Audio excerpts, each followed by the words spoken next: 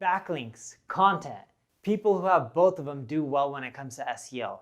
Websites who don't have either of them tend not to do well. But does that mean SEO is hopeless if you have a tiny website with no backlinks? Hey everyone, I'm Neil Patel, and today I'm going to share with you how you can do SEO for a tiny website that has no backlinks.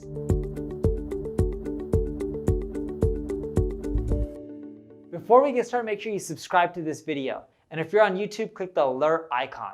That way, when I release more videos and more tips like this, you'll get notified. Before we get into the tips, I want to share a site that you guys should all check out. It's called Backlinko.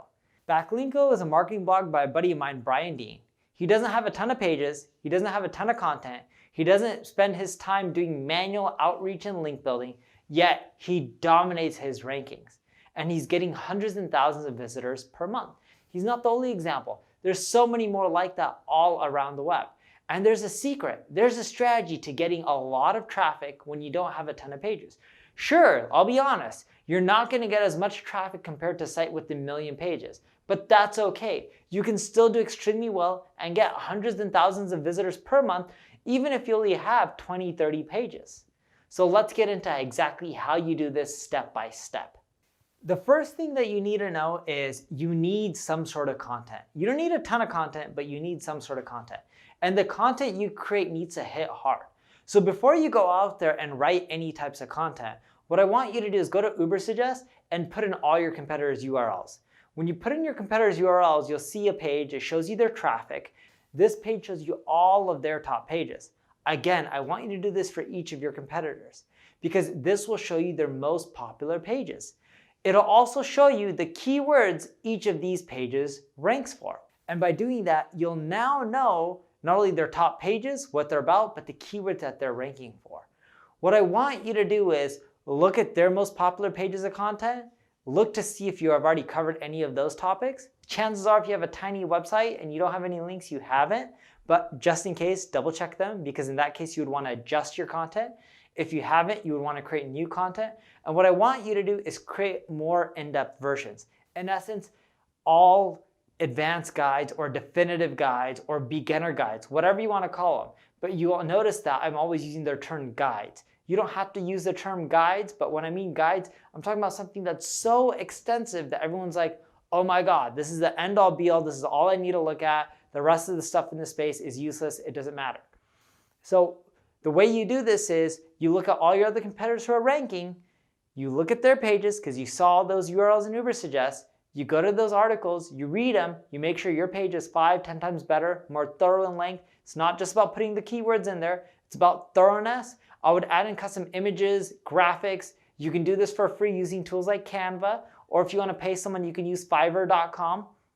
And then by having that, you're now going to have a detailed guide that's super thorough. And remember, a really important part in doing this is you are looking for the keyword that your competition's ranking for because Ubersuggest shows you all of those keywords. You want to make sure you're integrating the most popular ones that are relevant to the article, more so guide, and including them in your guide. Because if you do that, you're going to outrank other people over time because your content's better, your user metrics will be better. If it's not that great, you're not going to shine because your user metrics won't be as good. And when I'm saying user metrics, I'm talking about time on site, people not bouncing back. And by creating something so amazing, they should want to stick around a lot longer than your competitors' URLs. The second thing I want you to do is invest 50% of your time in promoting your content. Now, I would tell you in most cases to spend 80% of your time promoting content, but when you're creating these detailed guides, they take so much work that you need to spend at least 50%. 80% is probably unrealistic, but 50% should be doable. Again, in Ubersuggest, when you found these URLs, it shows you all the people linking to them. If you aren't able to go back to them, just go to the backlinks report in Ubersuggest, put in the URLs for all your competitors. It'll show you every single person that's linking to their page. When you see the list of links, you can hit them all up and you can email them being like, hey John, I noticed you linked to X, Y, and Z article. I have one that just got published. Mine covers A, B, and C that theirs didn't. You can check it out here. If you like it, feel free and share it. Cheers, Neil. And when you send out enough of these emails, I'm not talking about 10 or 20, I'm talking about 50, 100, 200 over time per guide that you're writing, you'll start getting people to link to you. The same thing goes with promoting. You can use search.twitter.com, put in your competitor URLs. It'll show you every single person who tweeted out your competitor's article. You link to them, you ask them to share it. It's pretty much simple.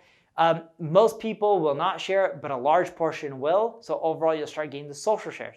Those two tactics gets you links and social shares. The third promotion thing that I want you to do is everyone that you link out to in your guide, let them know that you linked out to them, shoot them an email and ask them to share your content. That's another simple way to get more social shares.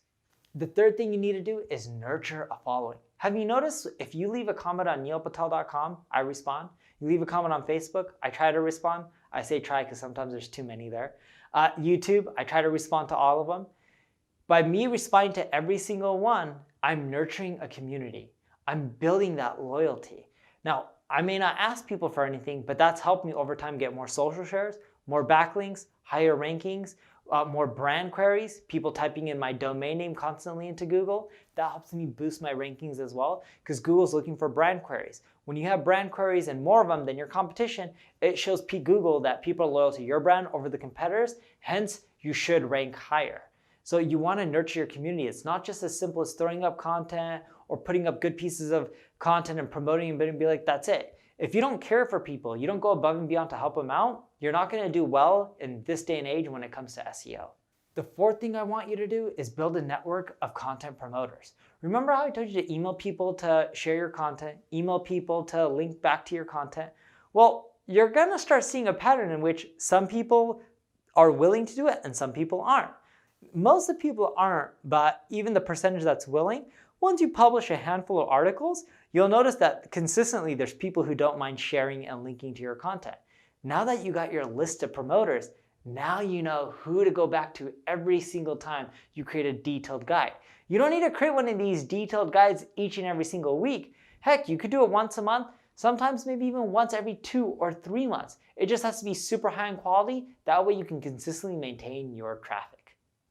Last but not least, use Ubersuggest backlinks. That's that backlinks report in Ubersuggest to identify new link opportunities. Always look at your competitors, their new links, the lost links, ones that they're recently getting. Ubersuggest will show you this in the backlinks report. If someone recently linked to one of your competition, what do you think the chances are of them linking to you? Well, it's much higher than someone who linked to your competitors 5 years ago. When people are linking right now, that means they're open to linking today. When someone linked to other people 5 years ago, they may be done with it. They may not care to link to anyone else or update their site. But when people are continually updating their site, their content, linking to more people, those are the people to target with your outreach campaigns because they're much more likely to link to you. So if you do all of those things, even if you have a tiny site, you don't need to create tons of articles or tons of pages of content. They just need to be super detailed, thorough, and amazing high in quality. You do that, you can get a ton of traffic. I kid you not, over 100,000 visitors a month. It's not about quantity, it's about quality. Quality is the key factor to doing well in Google these days. There's over 1 billion blogs. That's roughly 1 blog for every 7 people in this world. Google doesn't need more content. They don't need big sites. They need amazing sites with high quality content to rank. So focus on quality instead of quantity. If you need help with your content marketing, your SEO, check out my ad agency, Neil Patel Digital. Thank you for watching. Make sure you subscribe, like, share this video, leave a comment.